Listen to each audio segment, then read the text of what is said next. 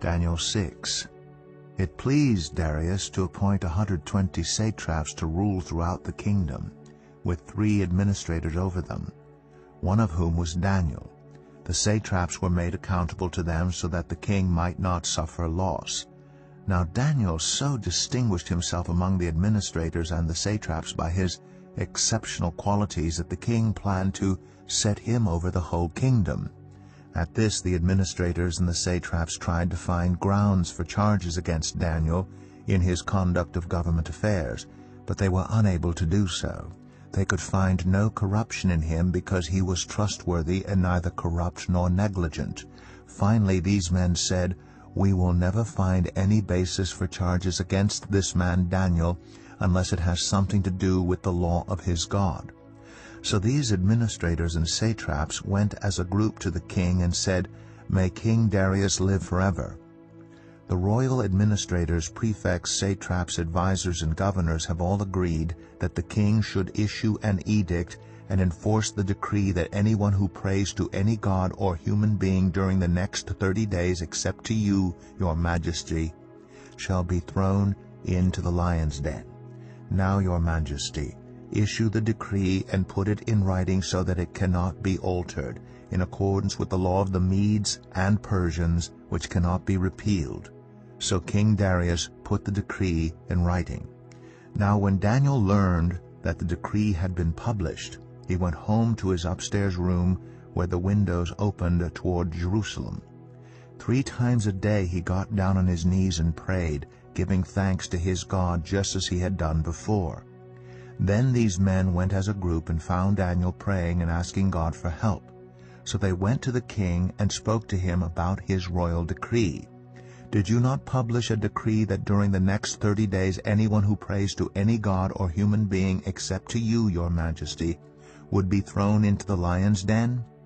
The king answered, "The decree stands in accordance with the law of the Medes and Persians, which cannot be repealed." Then they said to the king, "Daniel, who is one of the exiles from Judah, pays no attention to you, your majesty, or to the decree you put in writing. He still prays 3 times a day." When the king heard this, he was greatly distressed. He was determined to rescue Daniel and made every effort until sundown to save him. Then the men went as a group to King Darius and said to him, "Remember, your majesty, that according to the law of the Medes and Persians, no decree or edict that the king issues can be changed." So the king gave the order, and they brought Daniel and threw him into the lion's den. The king said to Daniel, "May your God, whom you serve continually, rescue you."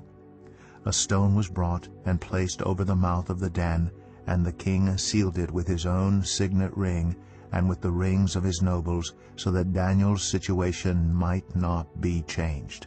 Then the king returned to his palace and spent the night without eating and without any entertainment being brought to him, and he could not sleep.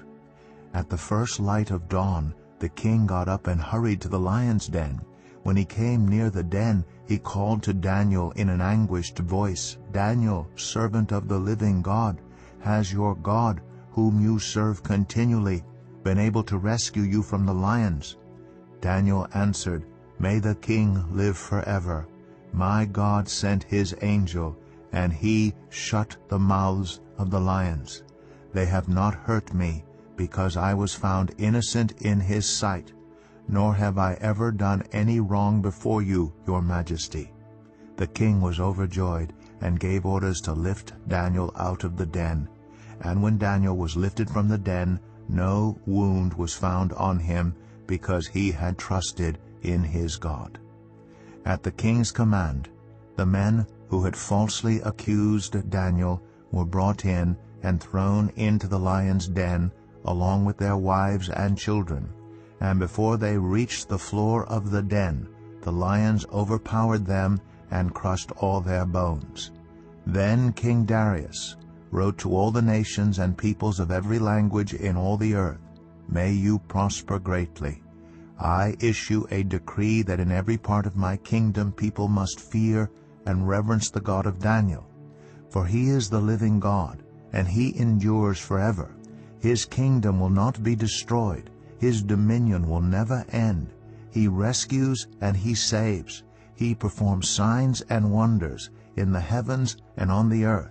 He has rescued Daniel from the power of the lions. So Daniel prospered during the reign of Darius and the reign of Cyrus the Persian.